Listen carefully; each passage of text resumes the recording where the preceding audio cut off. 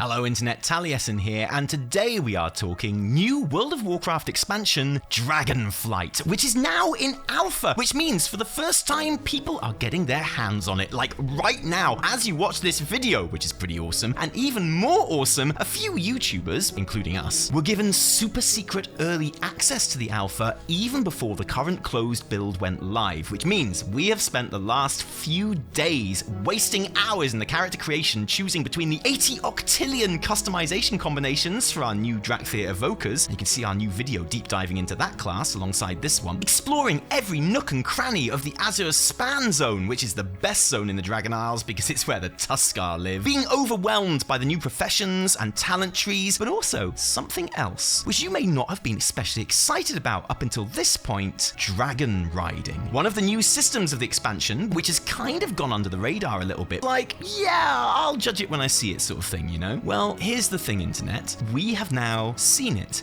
And here's the thing, Internet. It's amazing. And not in a, oh, thank goodness they didn't dick it up, that's kind of amazing, low bar kind of way, but in a genuine, game-changing, legitimately one of the best and most important changes to the game that has ever happened kind of way. I am here to tell you, Internet, dragon riding is an absolute triumph, and not just in terms of how it works, but in what it does to your entire gameplay experience. I am not exaggerating when I say it revolutionises the core loop of WoW in the best way possible. And if Dragonflight is remembered in fond terms as a good expansion, dragon riding will be one of the main reasons for it. So join us as we talk you through how the system works in the current build, why it's so good and makes the game so much better, why Dragonflight is the flying expansion. Okay, go, go, go, go, go, go, go, go, go, go. So in this first build of the alpha, we are dropped into the Azure Span, which in terms of leveling will be the third zone that you quest through out of 4. So when we begin our journey here, we have already travelled through the Waking Shores and Onaran Plains, which means we are in possession of 2 different drakes to ride, the renewed Proto-Drake from the first zone and the Windborn Velocidrake from the second. Yeah, I know. Dragon riding is a skill that you level up, and after those 2 zones, we currently have 3 Vigor points and 3 abilities: Skyward Ascent, Whirling Surge, and Surge Forward. By the time you're done with the quests currently in the Azure Span, you'll have added a Blue Highland Drake to your mount collection, as well as unlocking loads of customization options too. My point is that the dragon riding we have been testing for the last few days is at most half as efficient and complete as it will be by the time you hit max level. So bear in mind as I tell you how brilliant dragon riding is, that actually it's much, much better than this. But how does it work exactly? Well, let's go in stages. Here is me on my Drake. Let's say I want to take off and fly to that beautiful Tuskar village over there. From a standing start like this, I can just press Skyward Ascent and launch myself up into the air using one of my Vigor points. And from here on in, it is go time. Whereas standard WoW flying is basically just swimming in the air, dragon riding is very much more about momentum and velocity. There is no hovering in midair in one place with dragon riding. That Drake is now moving, and all I have to do is aim that momentum where I want it to go, landing in the village like a textbook flying Chad. But for further distances, you need to maintain that momentum, which generally means aiming downwards whenever you can to gather speed, or using Surge Forward, which uses a Vigor point. And when the wind and graphics are whistling through your wings, the sound design on the system is amazing by the way, that means you are currently not losing momentum. You are still gradually losing height over time, but you're not suddenly going to come to a stop or anything, unless you just aim your nose upwards for no reason. The real fun begins when you have enough height and speed to get the blue glow thing. I don't know what it's actually called, but when the blue glow thing happens, your Vigor bar starts to refill like it does when you're not flying, replenishing a Vigor point every time it does so. So you can keep surging forward to get momentum or skyward ascending to gain height. And with a decent enough starting point, you can literally cross the breadth of the zone without having to land. And yes, obviously it takes a bit more thought, engagement, and effort than the current press button make go system that we have right now, but it genuinely does become second nature very, very quickly indeed.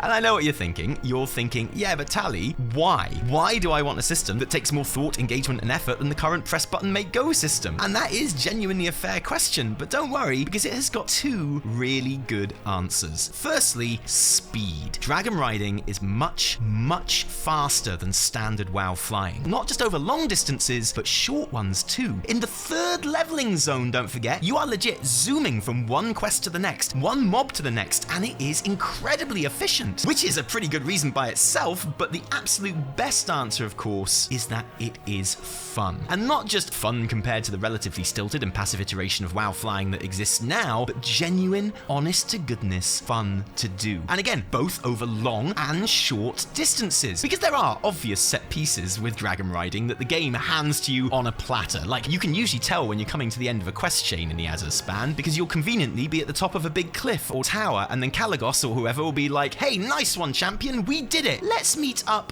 literally at the other side of the map. And you're like, ooh, can I make it there on my dragon? And the answer is...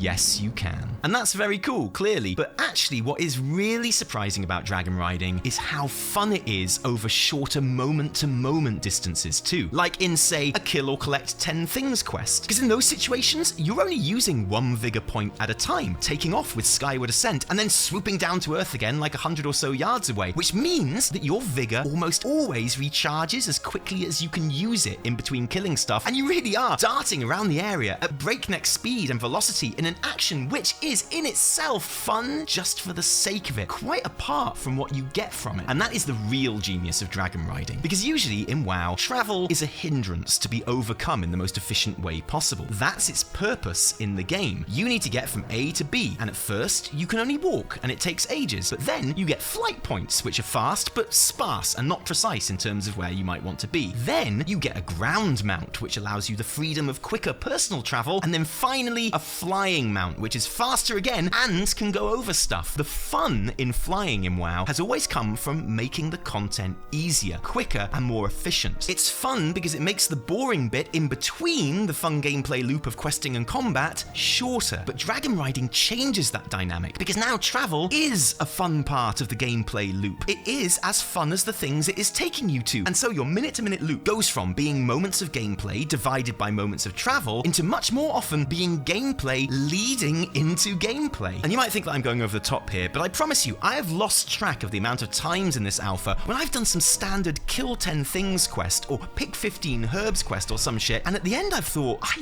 literally enjoyed every moment of that. Let's do it again. And that's dragon riding that has done that. Sometimes I die, it's hard to believe, I know, but it's true, and I have to fly back to my corpse on a ghost dragon which uses standard WoW flying rules, and I hate it. It's terrible. Not just slow, but comparatively incredibly boring and undynamic compared to the dive-bombing firework display that I've gotten used to. I cannot overstate how revolutionary this feels, and I genuinely cannot remember the last time a new feature in WoW had me this sold, so excited, so early on. And here's another thing. Yes, the physics and movement of dragon flying is terrific, but another reason it feels so good is because the Azure span, at least, is designed from the ground up with this type of flying in mind. This is another reason why dragon flying is so good. It makes the zones better. So dragon riding does have some weaknesses. It can go straight up really, really well, but going across and up, it's obviously impossible to keep velocity going in the long run, and eventually you're going to come back down to earth, likely before you've reached your destination. It doesn't happen all that often though, because the Azure span is exquisitely designed in such a way that there always seems to be a handy point of elevation to launch yourself from, and the verticality of the zone is such that I am constantly constantly surprised just how far I get, often from standing start. Basically, this is a zone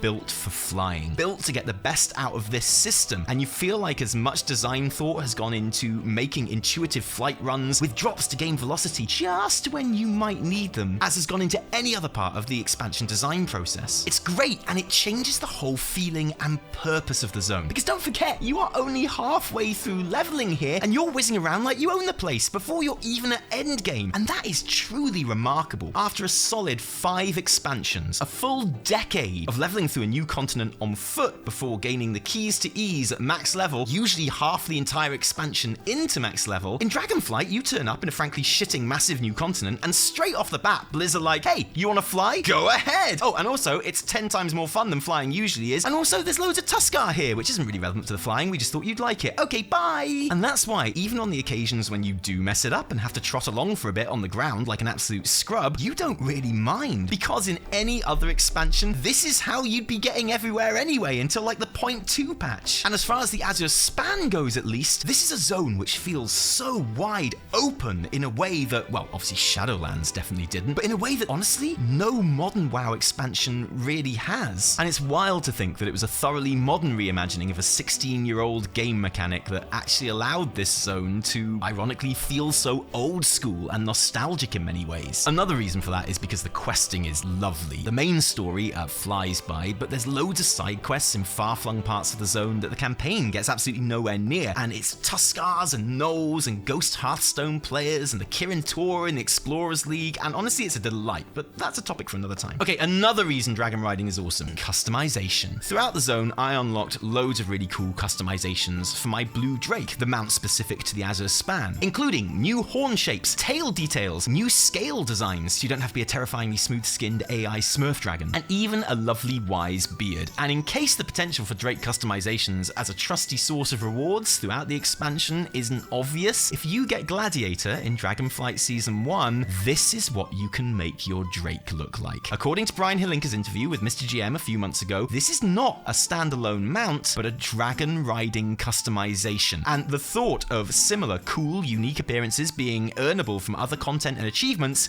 is mouthwatering, frankly. Oh, and speaking of other content, time trials. Dotted throughout the zones are bronze Dragonflight dudes who will invite you to take part in time trials on your Drake through standard and advanced courses of whizzing around the zone flying through hoops. And they are great, obviously, because dragon riding is great, and I am always in favor of good single-player content just for the sake of it. The terrific physics of this system mean it's a complete no-brainer. But Morgan Day has mentioned in a couple of interviews now that he likes the idea of races between players too. So if we see these getting adapted for multiplayer further down the line, that's just another obvious win, frankly. And the iteration of this feature in the alpha right now is clearly pretty early on, but I still managed to waste a good hour and a half mucking around on it when I really should have been making hot alpha videos. And as well as being a good old crack, it also taught me some new super swoopy routes between places on the map, so it serves an educational purpose beyond its entertaining brief. Okay, time for a bad thing. It kind of ruins flying. Yeah, basically, going back to standard WoW flying after dragon riding is horrible. It's like watching an unremastered sitcom from the 70s on your modern TV. Low res, dull, wooden, and really, really slow. And sure, dragon riding isn't going to feel this pure and fun forever. It will inevitably become relatively normal and mundane, just like everything else you do for hundreds of hours in your favorite video game. But dragon riding feeling less special and unique with time will actually make current flying even worse by comparison. And actually, this is a major problem, because if this does remain a Dragon Isles only system, going back to normal flying, or God forbid, ground mounts for 2 patches and then normal flying in 11.0 will be a more wretched feeling than any borrowed power like artifacts or legendaries disappearing. But that's a worry for future Taliesin, because right now, dragon riding has been an absolute joy and gives me more genuine hope for Dragonflight and frankly, the future of WoW than I thought would be possible from this first alpha build. And you know what? Maybe every other zone on the Dragon Isles will be terribly designed for dragon riding and it will be nowhere near as fun or impactful. Maybe Blizzard will alter or slow down the progress that you make on leveling dragon riding, which makes the entire thing a whole lot less fun. Who knows? Anything could happen, but right now, this is genuinely great, guys. You're gonna love it. It is a game changer, it's the future, and it's now.